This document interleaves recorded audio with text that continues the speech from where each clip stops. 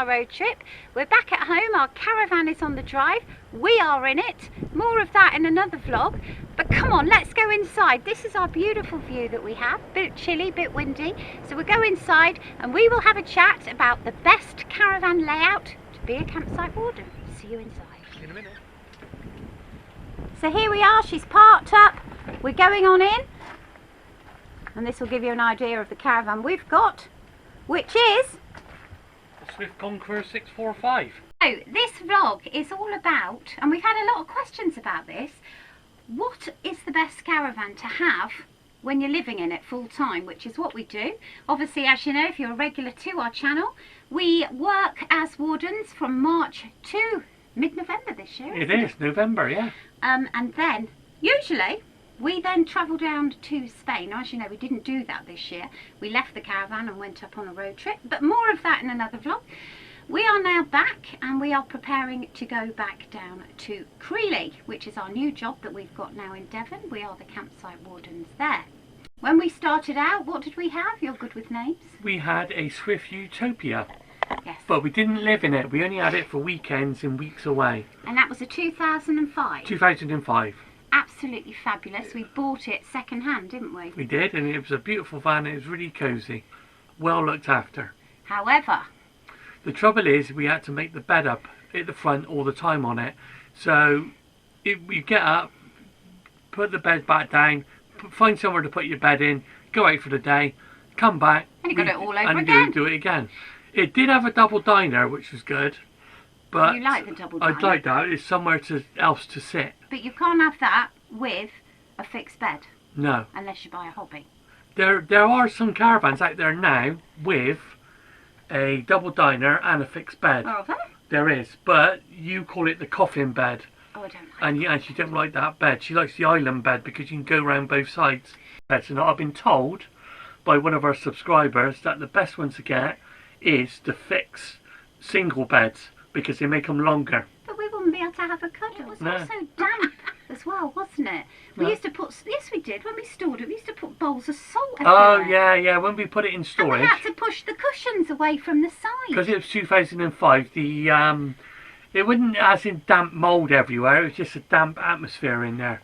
It must be the design of the van at the time because we certainly don't get it in this We one. don't get it in this one. This was a 2011 and we don't get damp. I mean, we are very rarely, I mean, we've been away from it for several weeks now. Yeah. We didn't really have an issue. The only issue we had was the plug sockets didn't work when we came back. Yeah, when we come back, all electrics worked except for the sockets. It kept tripping. So we heated the van up And then they worked. and then they worked, which is a bit weird. Friends who were also wardens with us last year, they did have a make up your bed caravan, At the didn't front, they? yeah, they had a Bailey, yeah. They used to leave it up. And then they would live in their awning, Yeah. which is great if you want to do that. The only thing I just like coming in and being cosy, I think. It's meal times, basically. I wouldn't fancy eating my meal in the awning 8 o'clock at night in the cold. in the middle of March. So what we're saying then, if you want a van for wardening, necessarily have to be a twin axle because I noticed the single axles are getting bigger as well. So you're getting similar space in a single axle, you just get smaller wardrobes, I've noticed. The bathrooms stay the same, the fixed bed's the same, and the front area is the same. It's just shrunk down a little bit. So if you don't want a twin axle and you want a smaller caravan, go for a single. Or you may necessarily not have the car that's capable of towing a larger van. You can still get fixed beds in the smaller range. And I would say from a year up, about 2011 up, because then 2011 up. you get the damp issues that we had with the anything under that. Yeah. I mean, that's what we experienced. Do remember, this is all what we've experienced. It may not be what you Yeah, so experienced. this is our opinion on what van to get. This is style of van, not a specific model, just a style of van. Now, fixed beds, definitely. You can get different configurations, as you well know. You've probably been to the show and seen all of them where they got the island bed to one side or got the island bed Personal turned round. preference. It's personal preference. But all I say is, number one thing is go for a fixed bed.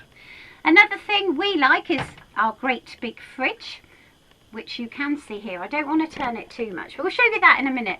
And also another consideration is to get a dual fuel cooker. Do they all come with that? No, they don't. As as you know, when you are on a campsite, you do get free electric.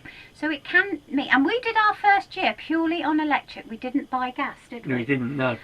We then went to Spain, had gas, and realised, this is quite nice. So if you don't want to buy gas, you don't need to. If you've got dual fuel and you get free electric, just use that. Yeah, we didn't use the oven. What we did use is a halogen cooker. Yes, we did. We put that out in our awning. Another idea is do get an awning. It's absolutely brilliant for wet coats, for wet wellies, for boots, because you're in the UK, everything's getting wet. And I don't know about you, but in our caravan, we've got absolutely nowhere to hang wet coats, have we? No. It's a really bad design. But in our other caravan, the Utopia, We had a nice, little area for cloaks, yeah. So you've got to take that into consideration. We buy a big coat stand, and we've got all our work boots and everything else out there as well. It's also somewhere for the dog to stretch her legs. You can go out there in the summer and sit out there. If you have people over in the summer, you've got somewhere to sit, somewhere to eat. So an awning is a very good idea. It is. Now we've got a Dorema Daytona, which fits ours, and I tell you what, it's absolutely fabulous. It's not an all season. It is very thick, good quality material. It's good quality 10K material. But obviously the all-season ones must be a little bit thicker. Our one, there is absolutely nothing wrong with it. It's been battered and bruised. It's done 2 full seasons. It's now going into this 3rd season. I do admit we have got spare poles, just in case. Yeah, we have got spare poles just in case, because we got the steel ones. I spoke to Dorema. I have done a vlog on this before, but I spoke to Dorema. They said if you're doing all season, best to get steel. Forget aluminium, forget carbon. They just can't take snow or anything like that, or heavy rain. If you get a lot of water gather on the ceiling, which you shouldn't if you put it up properly, then the steel poles, they just bow, but the other ones just snap and bend. Now we will be doing a vlog on putting our awning up. We have done one before, but we will do a fresh one at Greeley. Yeah. Because we are now pitching on a different kind of pitch.